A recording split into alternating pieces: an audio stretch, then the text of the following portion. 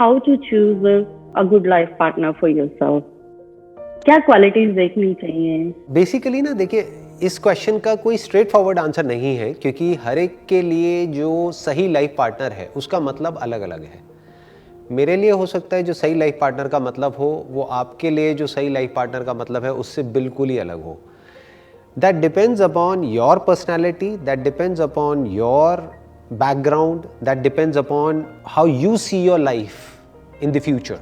Basically जो सबसे important है वो ये देखना है कि आपकी जो कोर जो डिजायर्स हैं वो क्या है अपनी लाइफ को लेकर के, आप अपनी लाइफ को कैसे शेप करना चाहते हो, और वो जो पर्सन है जिसके साथ आप पूरी लाइफ के लिए जुड़ने वाले हो उसके जो कोर डिजायर्स हैं वो क्या है।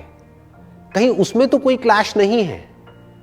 अगर उसमें क्लैश हो तो वो लाइफ पार्टनर हो सकता है किसी और के लिए तो बहुत अच्छा हो, क्योंकि उनका वो मैच हो रहा हो, लेकिन आपके लिए अच्छा नहीं है। तो that needs to be understood कि वहां पे अलाइनमेंट बहुत जरूरी है, कि जो कोर जो हमारी लाइफ के जो आप कह सकते हो जो सेंटर पॉइंट है हमारी लाइफ का, what drives you as a person, what drives him as a person, उसको क्या ड्राइव करता है और आपको क्या ड्राइव करता है, आप अपनी लाइफ को कैसे देखते हो फ्यूचर में, वो कैसे देखता है, क्या वो एक दूसरे के साथ में कॉम्प्लीमेंट्री है या कॉन्ट्रडिक्टरी है, क्या वहां पर जाकर के आपकी लाइफ और उसकी लाइफ और बेटर हो जाएगी साथ में आकर के, या फिर दोनों की ही लाइफ बहुत खराब हो जाएगी। तो ये देखना बहुत जरूरी है।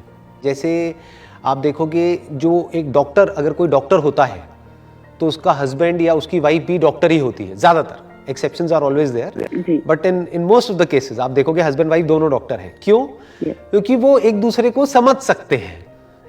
डॉक्टर्स का जो अपना एक लाइफस्टाइल होता है, जो एक हेक्टिक शेड्यूल होता है कि कभी भी कॉल आ सकती है मानो सर्जरी के लिए रात को भी, तो हो सकता है कोई बंदा जो उस बैकग्राउंड से ना हो वो इतना अंडरस्टैंडिंग ना हो, लेकिन अगर हस्बैंड या वाइफ वो भी डॉक्टर होगा तो वो समझेगा या वो समझेगी। तो इस चीज को आप ऑब्जर्व करोगे कि वहां पे एक कॉम्प्लीमेंट्री हो जाता है, मतलब दोनों एक दूसरे को समझने लग जाते हैं। वो समझ सकता है कि वो किस सिचुएशन में है, कि उसके साथ एग्जैक्टली क्या हो रहा है। तो मैं ये नहीं कह रहा कि जो भी आप हो वैसा ही कोई हस्बैंड होना चाहिए, but it must be complementary, है ना। और कॉम्प्लीमेंट्री का मतलब सेम नहीं है। कई बार हम ये गलती कर देते हैं, हम समझते हैं कॉम्प्लीमेंट्री मतलब दोनों का सेम पर्सनालिटी टाइप होना चाहिए, फिर तो बहुत बोरिंग हो जाएगा सब कुछ।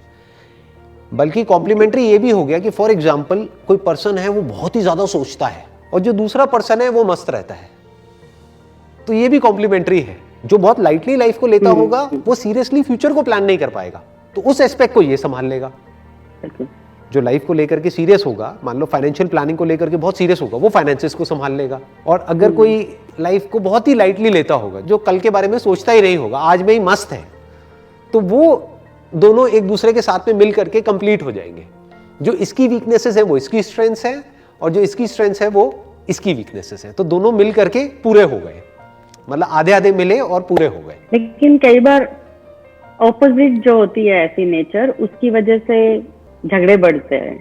झगड़े क्यों बढ़ते हैं वो हमको सोचना पड़ेगा। जो झगड़े होते हैं उन सब की जड़ क्या होती है कि जो एक दूसरे की जो टेरिटरीज होती है वो प्रॉपर्ली डिफाइन नहीं करी होती है।